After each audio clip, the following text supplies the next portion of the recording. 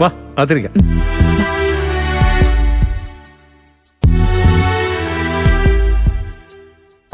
ഇരിക്കുമോളെ.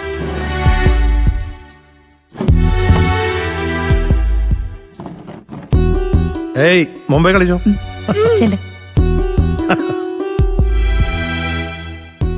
അങ്കിളെ, ഇന്ദ്രേട്ടന്റെ അച്ഛനോ?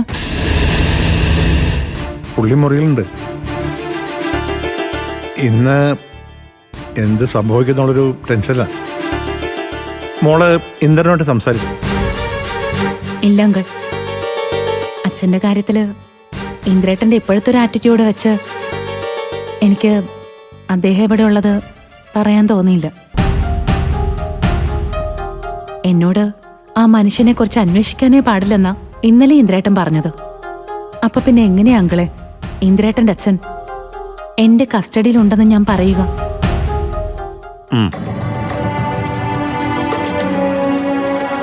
ഇന്ദ്രനറിയാതെ നീ ശേഖരനെ പ്രൊട്ടക്ട് ചെയ്ത് കൊണ്ടുവന്നു അറിയുമ്പോൾ അത് അവന്റെ വാക്കിനെ നീ ധിക്കരിച്ച പോലെ ആവാനും. അത് വേണ്ട. ഇന്ന് പത്രത്തിൽ വന്ന ന്യൂസ് എല്ലാരും കണ്ടു.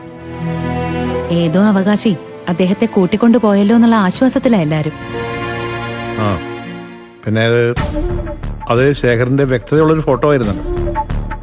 ഇന്ദ്രന് അതവന്റെ അച്ഛൻ തന്നെയാണെന്ന് മനസ്സിലായി കാണില്ലേ? അങ്കിളെ, ഇന്ദ്രേട്ടൻ ആദ്യമേ ആ കാര്യം വ്യക്തമായതാ. മനഃപൂർവ്വം അറിഞ്ഞില്ലെന്ന് നടിച്ച് ഒഴിഞ്ഞു മാറുന്നതാ. അതെന്താ ഇന്ദ്രൻ അങ്ങനെ? സാധാരണ ഇത്തരം കാര്യങ്ങളിലൊക്കെ ഒരു മനസ്സാക്ഷിയോടുകൂടി പെരുമാറുന്ന ആളായിരുന്നല്ലോ ഇന്ദ്രൻ. ഇതിപ്പോ സ്വന്തം അച്ഛന്റെ കാര്യമായിട്ടും. അച്ഛനെ ഒരു കാരണവശാലും അമ്മ അംഗീകരിക്കില്ലെന്ന് ഇന്ദ്രേട്ടന് നന്നായിട്ട് അറിയാം. അപ്പൊ പിന്നെ അച്ഛൻ തിരിച്ചു വന്ന കുടുംബത്തില് സമാധാനം ഉണ്ടാവില്ല. പിന്നെ വീണ്ടും അതിന്റെ പേരിൽ അമ്മയായിട്ട് യുദ്ധം ചെയ്യേണ്ടി വരും. അതൊക്കെ ഓർത്തിട്ടാവണം ഇന്ദ്രേട്ടൻ ഇതിൽ നിന്ന് പിൻവലിയാൻ നോക്കുന്നത്. ഞാനും അണ്ണനും ഇന്ദ്രനുമായിട്ടൊന്ന് സംസാരിച്ചാലോ? ഞങ്ങളാണല്ലോ ആക്സിഡന്റ് പറ്റി ശേഖരനെ ഹോസ്പിറ്റലിൽ കൊണ്ടാക്കിയത്. നിങ്ങൾ സംസാരിച്ചാലും അച്ഛനെ വീട്ടിലേക്ക് കൊണ്ടുപോകാൻ ഇന്ദ്രേട്ടൻ തയ്യാറാവുമെന്ന് എനിക്ക് തോന്നുന്നില്ല അങ്കിൾ. ചിലപ്പോ അദ്ദേഹത്തെ വേറെ എവിടെയെങ്കിലും കൊണ്ടുപോയി സംരക്ഷിക്കാൻ തയ്യാറായേക്കും. വല്ല വൃദ്ധസദനത്തിലോ മറ്റോ.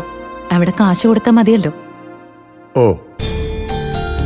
അങ്ങനെ ഒരു ഓപ്ഷൻ അവൻ വെച്ചാല് നമ്മൾ സമ്മതിക്കേണ്ടി വരും. വർഷങ്ങൾക്ക് മുമ്പ് കുടുംബത്തെ ഉപേക്ഷിച്ച് പോയ ആളിനെ കൂടെ നിർത്തി സംരക്ഷിക്കണമെന്ന് നിർബന്ധിക്കാനാവില്ലല്ലോ. പക്ഷേ ഈ മനുഷ്യനെ അദ്ദേഹത്തിന്റെ കുടുംബത്തിലേക്ക് തിരിച്ചെത്തിക്കണമെന്ന എന്റെ ആഗ്രഹം. കുടുംബത്തെ മനഃപൂർവ്വം ഉപേക്ഷിച്ചു പോയതല്ല. കുടുംബത്തെ കഷ്ടപ്പാടിൽ നിന്ന് കരകയറ്റാനുള്ള ആഗ്രഹത്തോടെ പോയതല്ലേ?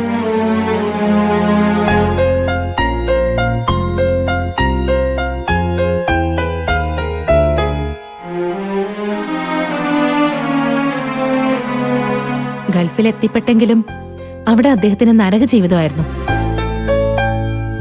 കുടുംബത്തിന് വേണ്ടി ഒന്നും ചെയ്യാൻ കഴിഞ്ഞില്ലെങ്കിലും ഇത്രയും കാലം ആ കുടുംബത്തെ ഓർത്തുകൊണ്ട് തന്നെയാ അദ്ദേഹം ജീവിച്ചത്.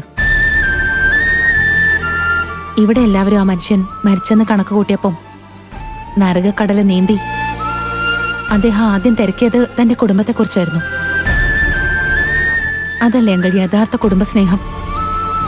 അങ്ങനെ ഒരാളെ ഇത്രയും കാലത്തെ ഒറ്റപ്പെടലിൽ നിന്ന് ഒരു കുടുംബത്തിന്റെ പച്ചപ്പിലേക്കല്ലേ നമ്മൾ വിടേണ്ടത്?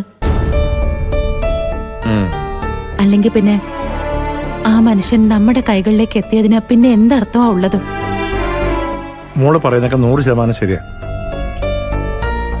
അണ്ണന്റെ എന്റെ ഒക്കെ ആഗ്രഹവും ശേഖരൻ അയാളുടെ കുടുംബത്തിലെത്തിക്കണമെന്ന് തന്നെയാ. പക്ഷേ അതിന്റെ പേരിൽ നിന്റെ ഇന്ദ്രന്റെ ജീവിതത്തിൽ ഒരു കരട് വീഴാൻ പാടില്ലെന്ന് ഞങ്ങൾക്ക് നിർബന്ധമുണ്ട്. അതുകൊണ്ട് മോൾ ഇതിൽ ഉൾപ്പെടാത്ത രീതിയിൽ ശേഖരൻ എങ്ങനെ അവിടെ എത്തിക്കാൻ പറ്റുമെന്ന് ഞങ്ങളൊന്ന് ആലോചിക്കട്ടെ. അതായിരിക്കും കൂടുതൽ ഉത്തമം. ശരി അങ്കിൾ. ഞാൻ എനിക്ക് വേണ്ടി അച്ഛൻ വാങ്ങി തന്ന വീട്ടിലേക്ക് പോവാന്ന ഇന്ദ്രേട്ടനോട് പറഞ്ഞത്. ഇവിടേക്കാന്ന് പറഞ്ഞ ഇന്ദ്രേട്ടൻ ചിലപ്പോ സംശയിക്കും. ഞാൻ അദ്ദേഹത്തെ ഒന്ന് കണ്ടിട്ട് വേഗം പോവാം. ശരി മോളെ. വിച്ചുട്ടാ, വിച്ചുമോനെ.